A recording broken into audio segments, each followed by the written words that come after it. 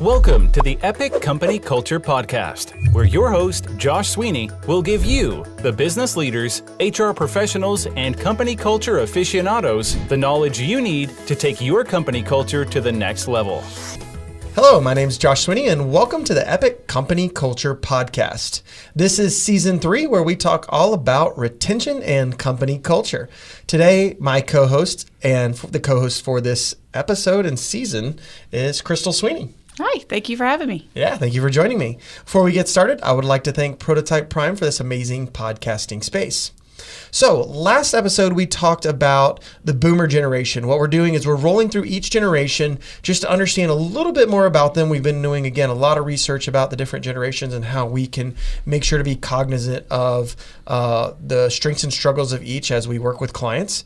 And we want to share those with you. So today is all about Generation X. Crystal, can you tell us a little bit about Generation X? Yeah, so the first thing I want to point out about Generation X is the reason why they've got all the traits that we are going to discuss is because they lived through, or they had parents that lived through a recession in the 80s.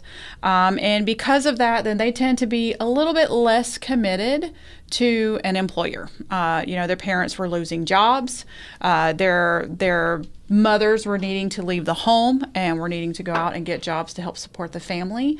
They were the first generation that they've actually been named also, besides Generation X, as latchkey children. So they were the first generation that was actually being left at home alone to fend for themselves. And so that created a very strong sense of independence with this generation. Yeah, well, I know that depending on what you read, I'm either Generation X or millennials, or a millennial. I'm right on that edge, but I definitely identify with that. I was left at home a good bit, after school, waiting for mom and dad to get home from work.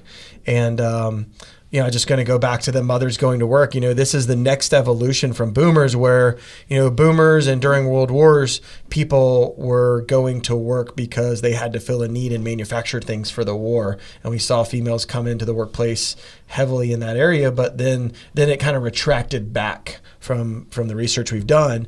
And then this is really where we're not seeing that boost because of a motivator like, having to produce for the war. We're actually seeing a different motivator where they're going to work and they're staying, right? And those kids are staying home and being, like you said, very self-dependent. Right. And with that self-dependence, I mean, they and I already mentioned that they're less likely to be committed to a single employer, which means their tenure at a company is going to be different than that of a boomer. So a boomer was going to stay somewhere for a lifetime, and the Generation X is not going to be typically, not speaking about everyone, but typically is not going to stay there for a long period of time. I mean, they're looking for a much shorter term. Because they're looking for more flexibility and more ways that they can be independent in the workforce. Definitely. What about the way that they're managed? Yeah, so because of, again, them being latchkey children, they tend to not like to be micromanaged. Again, going back to their independence, and they are looking for more flex hours. They're wanting a little bit of freedom around being able to kind of come in a little later, leave a little earlier, whatever it is that they feel like they need to do with what they've got going on in their life.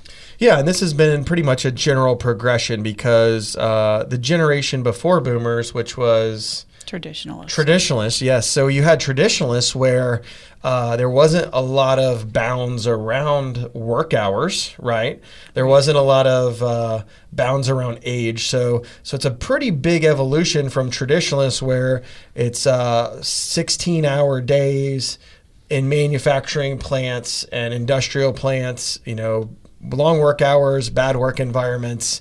And then you get up to boomers where you're starting to see some bounds around when they go in, a little bit of rhythm, mom's still at home, up to Generation X, and you're slowly trending towards more and more freedom. So, this has actually been a trend for decades at this point in time, moving to, more flexible hours and more freedom of time. Yeah, absolutely. And to keep in mind when their mothers went to work, and the boomers were workaholics, like we mentioned before. So because of that, they worked extremely long hours, which I think had an impact on this generation. Their parents working long hours, they were home alone for long periods of time. And so I think that kind of created a goal of not being at work all the time. So they've developed a mentality of the whole work hard, play hard, which we've all have heard. Yep. They believe in that, and they don't work to live. They actually live to work, or they don't live to work. Hold on, let me get it right. They don't live to work, but they work so they can live. So they value having more of a life than their workaholic parents did. Yeah, and it's definitely an impact. If I'm sure many people from Generation X can think back and say, they were, sports or whatever it might have been, and their parents weren't able to get off of work and show up for sporting events and weren't able to be there for them.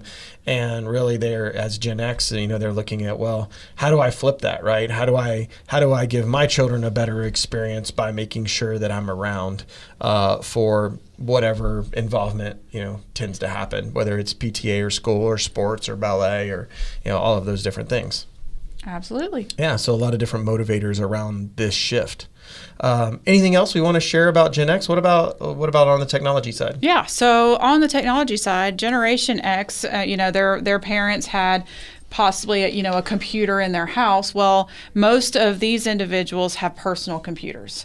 This is also the beginning of the cell phone era. So I remember I'm right on that line between Generation X and a millennial, and I just remember kids in my school didn't have cell phones. I was 18 years old before I had my first flip phone. So my parents would have had this really big gray a box-looking phone where you had to buy minutes for like $5 a minute. Right. Yeah. Right. So for them, it was having a personal computer just for them individually was definitely more normal now.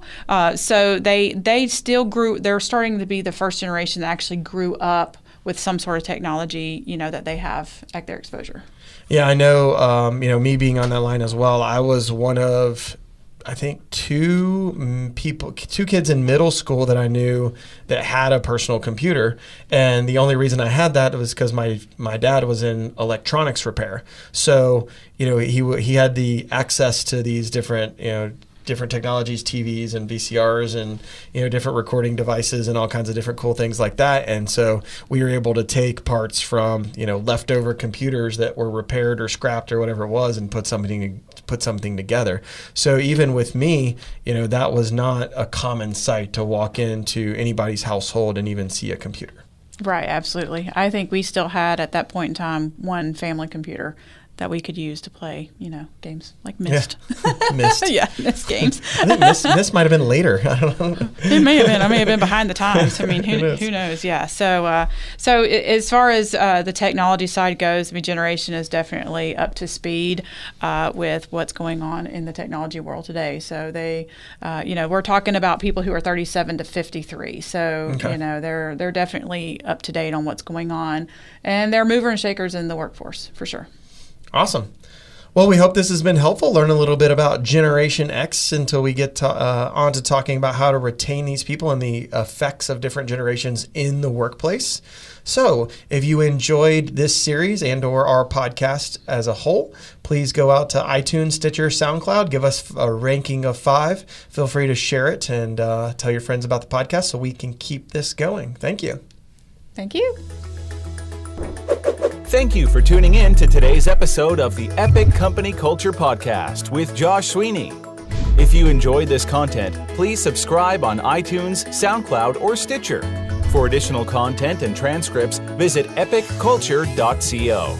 If you have questions or topics you would like us to address or expand on, tweet us at epicculture1 or email at podcast@epicculture.co.